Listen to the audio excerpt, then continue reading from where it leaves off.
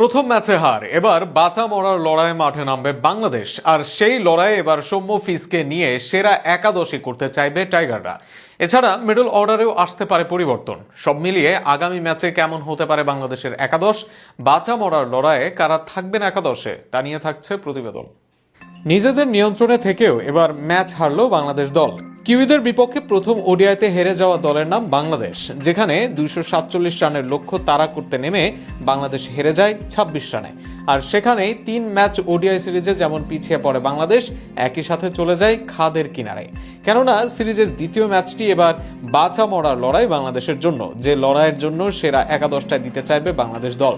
Opener হিসেবে থাকবেন তানজিদ তামিম ও সাইফ হাসান। তামিম আগের ম্যাচে ভালো করেননি, তবে ভালো করেছেন আগের সিরিজে। অপরদিকে সিরিজের প্রথম ম্যাচে লাইফ পেয়ে অর্ধশতক হাঁকান সাইফ হাসান। এই দুজনের উপর আশা থাকবে পরের ম্যাচে। নাম্বার 3-এ ব্যর্থ হচ্ছেন নাজমুল হোসেন শান্ত, তবে বিশ্বকাপের আগে আরও একবার শান্তকে সুযোগ দিতে চাইবে বাংলাদেশ।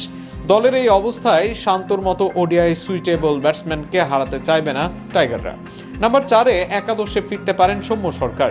সর্বশেষ ম্যাচে 90 ঊর্ধ্ব রান করলেও সৌম্য নেই এর পরের 4 ম্যাচে, এবার দলে আসবেন তিনি। দলের এই অবস্থায় সৌম্যের দিকে ভরসা করতে চাইবে বাংলাদেশ। নাম্বার 5-এ আসবেন লিটন কুমার দাস। সর্বশেষ ম্যাচে হেসেছিল তার ব্যাট, তবে এবার আরও লম্বা করতে চাইবেন নিজের ইনিংস।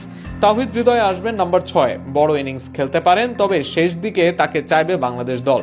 কেননা শেষ দিকে হৃদয় ফিরে গেলে হাল ধরার থাকবে না কেউই। অধিনায়ক মেহেদী মিরাজ বল হাতে ভালো করছেন, তবে ব্যাট হাতে তার পারফরমেন্স একদমই নিম্নগামী। একই সত্য রিশাদ হোসেনের ক্ষেত্রেও, যদিও এই মুহূর্তে তাদেরকে বাদ দেওয়ার বা স্থান বদলের সম্ভাবনা নেই।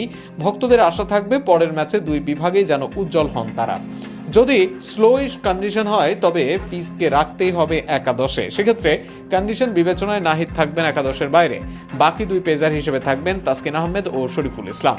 এবার দেখা যাক আগামী ম্যাচে এমন একাদশ নামায় কিনা বাংলাদেশ।